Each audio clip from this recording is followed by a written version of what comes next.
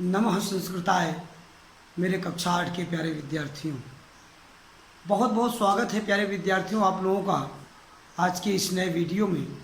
प्यारे विद्यार्थियों, summer vacation से पूर्व संस्कृत विषय का अध्ययन अध्यापन हम लोगों ने जो भी किया, उससे इतर, उससे अलग अब हमें इससे अभी जुलाई मंथ से अब इस वीडियो से एक नई शुरुआत, एक नई पाठ्य पुस्तक के साथ, एक नए पाठ के साथ, एक नई दिशा में एक अच्छी शुरुआत हमको आपको करनी है।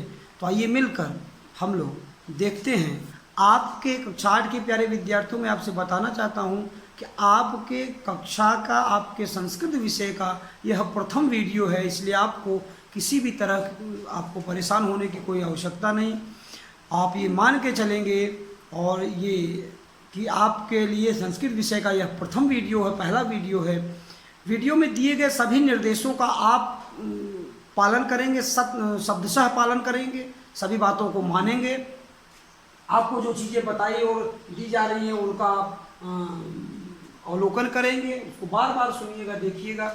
प्यारे विद्यार्थियों, एक अति आवश्यक सूचना आप लोगों के लिए है कि इसके पूर्व आप वीडियो का अवलोकन करते थे, कैसे करते थे उससे बेटा नहीं, अभी अब नए ढंग से, अभी नई शुरुआत जो आप कर रहे हैं समर वेकेशन के बाद, अब आपको अपने विषय का वीडियो जब आप अवलोकन उसका करते हैं, उसी समय कमेंट बॉक्स में जाकर आपको अपना नाम, क्लास और सेक्शन लिखना है। क्योंकि संस्कृत विषय का आपने क्लास लिया, इस बात का अटेंडेंस मेरे पास सब्जेक्ट वाइज हर टीचर अपने विषय में अटेंडेंस बनाएंगे, तो मैं भी इसको बनाऊंगा। तो पूरा प्रयास आपका होना चाहिए कि संध्या काल तक, जिस दिन वीडियो पहुंच रहा है उसी दिन संध्या काल तक, आप शाम तक आप वीडियो का अवलोकन कर लीजिए। 7 बजे तक, 6 बजे तक, 5 बजे तक, शाम 5 बजे, 6 बजे, 7 बजे तक लेटेस्ट आप अवलोकन कर लीजिए। किन्हीं कारणों से किसी दिन आपको थोड़ा लेट हो जाता है, कोई बात नहीं, लेकिन उसी दिन, जिस दिन के लिए है डेली का काम डेली, प्रतिदिन का कार्य प्रतिदिन, आप इस नियम के साथ कड़ाई से इसका पालन करेंगे और अपना नाम, क्लास और सेक्शन जरूर आप कमेंट करेंगे। यही आपकी अनुपस्थिति, आपका प्रेजेंट, आपकी उपस्थिति इसी के आधार पर दर्ज की जाएगी। So please my dear student, आइए देखते हैं कि आज हम लोग संस्कृत विषय में कक्षा 8 के इस, आप यहाँ देख सकते हैं बोर्ड में यहाँ लिखा हुआ है कि ये कक्षा 8 की बात हो रही है। विषय है संस्कृत, पाठ का नाम है वंदना एवं नीति श्लोका।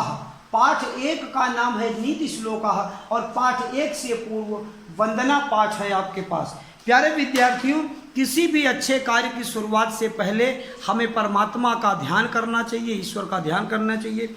इन्हीं बातों को नज़र में रखते हुए आप यहाँ देख सकते हैं कि ये वंदना पाठ आपके सामने है, आप इसको देखेंगे। मैं इस वंदना पाठ के दो श्लोक है वंदना पाठ में, दोनों श्लोकों को मैंने आज लिखा है। मैं इनका अर्थ आपको बताता हूँ, मैं इनको पढ़ता हूँ और आप ध्यान से सुनिए और इनके अर्थ को अपनी कॉपी में अर्थ सहित आपको वंदना पाठ के श्लोकों को अपनी नोट कॉपी में लिखना है। अर्थ सहित आप श्लोक लिखेंगे, इसका अर्थ लिखेंगे, अर्थ सहित आप अपनी फेयर नोटबुक में इसको लिखेंगे। तो आइए देखते हैं, हम लोग अध्ययन करते हैं इसका। और बुक के माध्यम से भी, आप बुक में भी अपने आपके पास बुक उपलब्ध है, आप किताब में पढ़िएगा। हम यहाँ पर आपको दिखाते हैं क्या लिखा है कि मूकं करोति वाचालं पंगुलंघते गिरिं यत्कृपातमहं वंदे परमानंद माधवम। क्या कह रहे हैं कि मूकं करोति वाचालं पंगुलंघते गिरिं यत्कृपातमहं वंदे परमानंद माधवम। माधव माने क्या है? माधव माने है परमात्मा की बात कर रहे हैं। आप अपनी पाठ में, किताब में देखेंगे कि 2 बच्चे हाथ जोड़कर परमात्मा को याद करें। ईश्वर एक है, ईश्वर अनेक नहीं है। तो उसी एक परमात्मा को, परम शक्ति, परम ब्रह्म को याद करते हुए बच्चे कहते हैं कि हे परमात्मा, आप तो इतने समर्थवान हैं, हे परमात्मा आप तो इतने समर्थवान हैं, इतने सर्वशक्तिमान हैं कि क्या कर सकते हैं। मूकम करोति वाचालम, वाचाल माने बहुत बोलने वाला। वाक्यांश के लिए एक शब्द जब आप लिखते हैं हिंदी में, या वन वर्ड सब्स्टिट्यूशन जो इंग्लिश में लिखते हैं या वाक्यांश के लिए एक शब्द जो हिंदी में लिखते हैं, उसके आधार पर अगर वाचाल शब्द का अर्थ देखा जाए तो होता है बहुत बोलने वाला या बहुभाषी। क्या कह रहे हैं कि मूकम करोति वाचालम, हे परमात्मा आप तो गूंगे व्यक्ति को, मूकम माने मूक माने गूंगा, गूंगे व्यक्ति को करोति माने कर देते हैं, कैसा वाचाल कर देते हैं, बहुत बोलने वाला, स्पष्ट बोलने वाला। हे परमात्मा पंगु लंघते गिरिम, पंगु जो है, पंगु माने क्या, अभी विकलांग बोलेंगे क्या, दिव्यांग बोलेंगे कि पैर का जो लंगड़ा है, पादा खंजे न, जो पैर से लंगड़ा है, पंगु लंघते गिरिम माने, गिरि माने पर्वत होता है। अगर आपकी कृपा हो जाए हे परमात्मा, यदि आपकी कृपा हो जाए, परमानंद माधव, हे माधव यदि आपकी कृपा हो जाए तो विकलांग व्यक्ति भी क्या पर्वत को लांघ सकता है, पर्वत के पार जा सकता है। और क्या हो सकता है, यदि कृपा तम हम वंदे परमानंद माधव, हे प्रभु यदि आपकी कृपा हो जाए तो परम आनंद ही आनंद की प्राप्ति हो जाएगी। तो ऐसे परमात्मा हम सब पर अपनी कृपा बनाएं और हम सबका क्या हो, कल्याण हो। दूसरे श्लोक की बात करते हैं, क्या लिख रहे हैं, सर्वस्वरूप सर्वेश सर्वशक्ति समन्वित सर्वपाद पालक सर्वज्ञ प्रसीद परमेश्वर। प्रसीद माने प्रणाम कर रहा हूं, प्रणाम कर रहा हूं हे परमेश्वर, हे परमेश्वर, हे पार ब्रह्म, हे ईश्वर, हम आपको प्रणाम कर रहे हैं। और आप कैसे हैं ईश्वर, बच्चे कह रहे हैं कि हे ईश्वर आप कैसे हैं, सर्वस्वरूप सर्वेश, सब में आपका रूप समाहित है। सर्वेश माने सब के ईश हैं आप, सबके देवता हैं।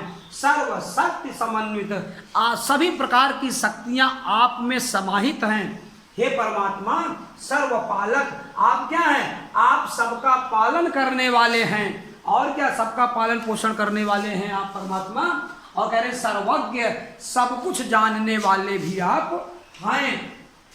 तो बच्चे कह रहे हैं कि हे परमात्मा आप सबके, सबका स्वरूप, सब में आप समाहित हैं, आप सबके इष्ट हैं, सबके देवता हैं, सभी प्रकार की शक्तियां आप में समाहित हैं, आप सबके पालक हैं, सब कुछ जानने वाले हैं। ऐसे परमेश्वर हम आपको प्रणाम करते हैं।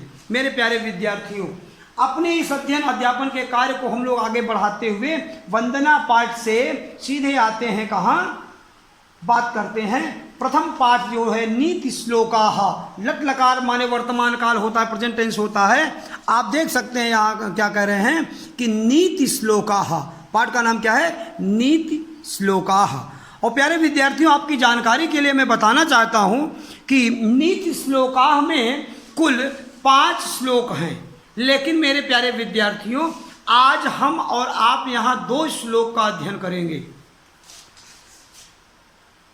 वंदना पाठ के ये 2 श्लोक और नीति श्लोकाः के 2 श्लोक, तो 4 श्लोकों का अध्ययन करेंगे। नीति श्लोकाः के 2 श्लोकों का अध्ययन करेंगे। और आपको शब्दार्थ भी आधा ही दिया गया है। आप देख सकते हैं कि आधे शब्दार्थ को हमने यहाँ उपलब्ध कराया है, बाकी का आधा शब्दार्थ और बाकी के नीति श्लोकाः पाठ के 3 श्लोक ये आपको संस्कृत विषय के नेक्स्ट वीडियो में, इट सेकेंड वीडियो में प्राप्त होगा। तो प्यारे विद्यार्थियों अभी कुछ अभ्यास कार्य प्रश्नोत्तर, अभ्यास शब्दार्थों के साथ साथ कुछ अभ्यास कार्य और प्रश्नोत्तर भी हम आपको उपलब्ध कराएंगे। उन्हें आप अपनी कॉपी में लिखिएगा, उनको याद करिएगा, शब्दार्थ भी लिखिएगा। आप देखिए मेरे प्यारे विद्यार्थी, श्लोक लिखिएगा, मैंने कहा अर्थ के साथ श्लोक लिखना है। किमुकम करोति वाचालम पंगुलंघ्यं ते गिरिम यत् कृपातम हम वंदे परमानंद माधवम। फिर क्या करेंगे, सर्वस्वरूप सर्वेश सर्वशक्ति समन्विता सर्वपालक सर्वज्ञ प्रसीद परमेश्वर। तो प्यारे विद्यार्थियों इन दोनों श्लोकों का अर्थ आप लिखिएगा, श्लोक भी अपनी फेयर नोटबुक में।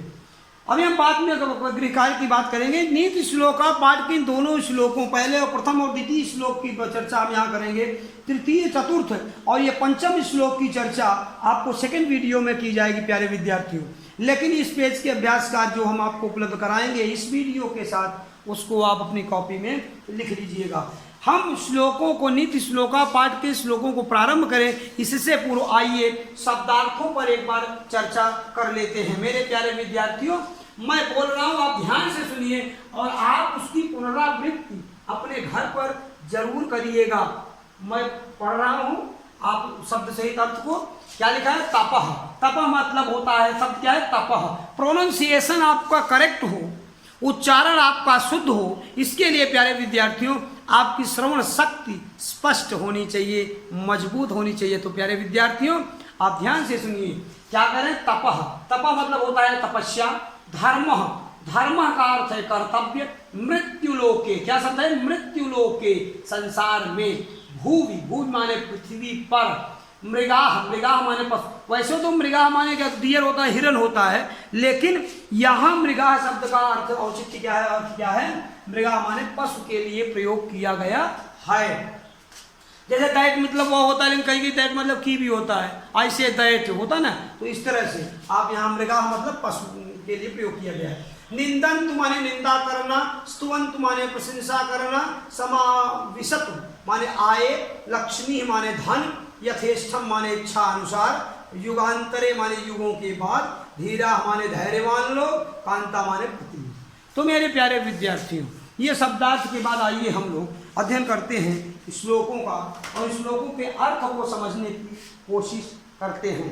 मेरे प्यारे विद्यार्थियों यहाँ आप देख सकते हैं क्या कह रहे हैं। पहला श्लोक जो है उसमें कह रहे हैं, आप देखिए क्या कह रहे हैं, श्लोक भी है और उसका अन्वय भी है। अन्वय क्या होता है, अन्वय संस्कृत में ही उसका अर्थ बताया गया है, वो अन्वय होता है।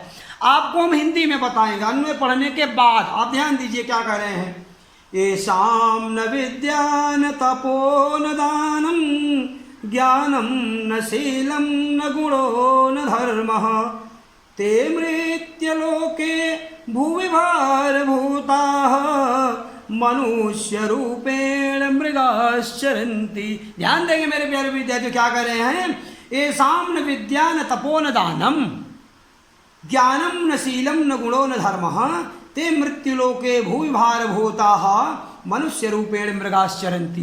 प्यारे विद्यार्थी बहुत ही सुंदर श्लोक है, क्योंकि नीति श्लोका है। नीति माने ज्ञान के श्लोक है। पाठ का अर्थ क्या, ज्ञान के श्लोक। आपके लिए ये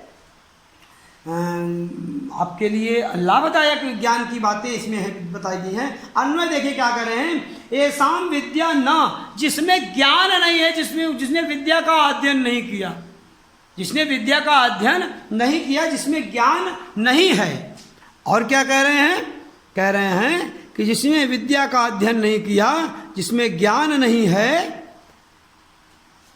और क्या कह रहे हैं, येषां न तपः, तपः न, तप भी नहीं किया, तपस्या भी नहीं किया, संघर्ष भी, यहाँ संघर्ष से मतलब है संघर्ष भी नहीं है कि कर रहा है, दान भी नहीं किया। जो मनुष्य इस पृथ्वी लोक पर आया और वो क्या, विद्या अध्ययन नहीं किया, तपस्या अर्थात परिश्रम नहीं किया, फिर क्या, न दानम, दान भी नहीं किया, और न ज्ञानम, ज्ञान भी प्राप्त नहीं किया, न ज्ञान लिया न किसी को ज्ञान दिया।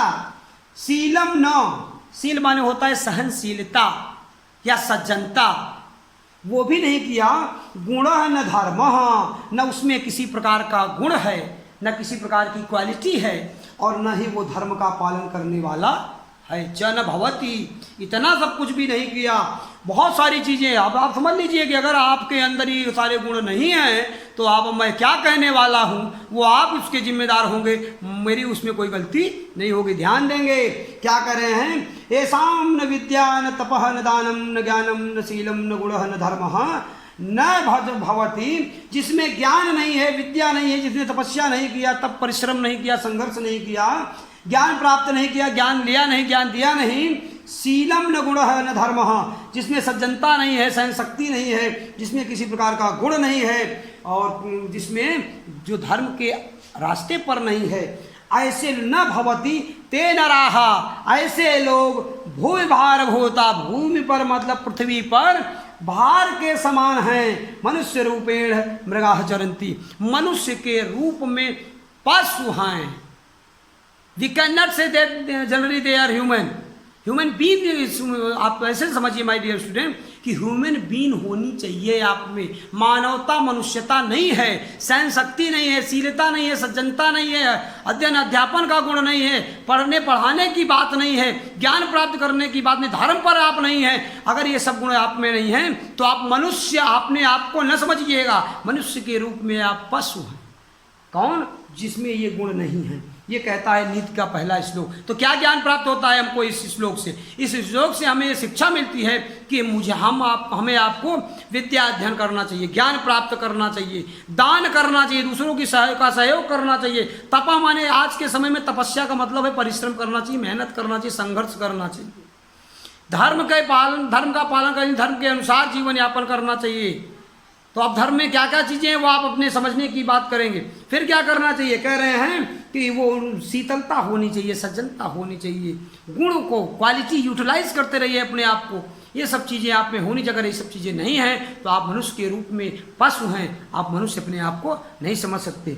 तो ये रहा पहला श्लोक। अब दूसरे श्लोक की अगर हम बात करें तो दूसरा श्लोक हमें क्या कहता है आप देख सकते हैं। दूसरा श्लोक हमें आपको कह रहा है कि आप देख सकते हैं यहाँ कि दूसरा श्लोक कह रहा है निंदन्तु नीति निपुणाः यदि वा स्तुवन्ति।